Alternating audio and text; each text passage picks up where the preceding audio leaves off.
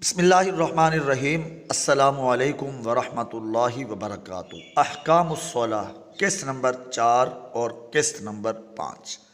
نماز مغرب اور عشاء کی نماز کے درمیان وقت کی مقدار۔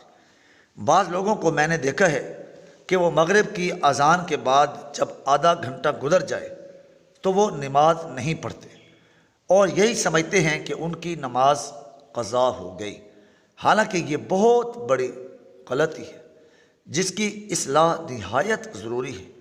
فلکیات کے ماہرین محققین علماء اکرام رحمہم اللہ تعالی نے لکھا ہے کہ مغرب اور عشاء کے درمیان تقریباً 1 گھنٹہ 20 منٹ سے لے کر 1 گھنٹہ 38 منٹ تک وقت ہوتا ہے، جو کہ موسم اور علاقے کے اعتبار سے تبدیل ہوتا ہے، لیکن اس پر اکثر اہل علم کا اتفاق ہے کہ کسی بھی موسم میں یہ وقت 1.25 گھنٹہ سے کم نہیں ہو سکتا، لہذا 1.25 گھنٹہ تک مغرب کی نماز پڑھی جا سکتی۔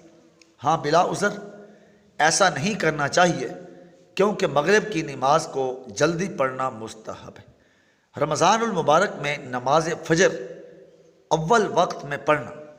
فجر کا اصل وقت تو طلوع صبح صادق سے شروع ہوتا ہے، لیکن احناف کے ہاں مستحب یہ ہے کہ اسفار یعنی تاخیر کر کے روشنی میں پڑھی جائے، کیونکہ حدیث شریف میں آپ صلی اللہ علیہ وسلم نے فجر کو تاریکی میں پڑھنے کی بجائے روشنی پھیلنے پر پڑھنے کی فضیلت بیان فرمائی ہے، اور اس کی وجہ یہ ہے کہ جماعت سے زیادہ لوگ نماز پڑھ سکیں گے۔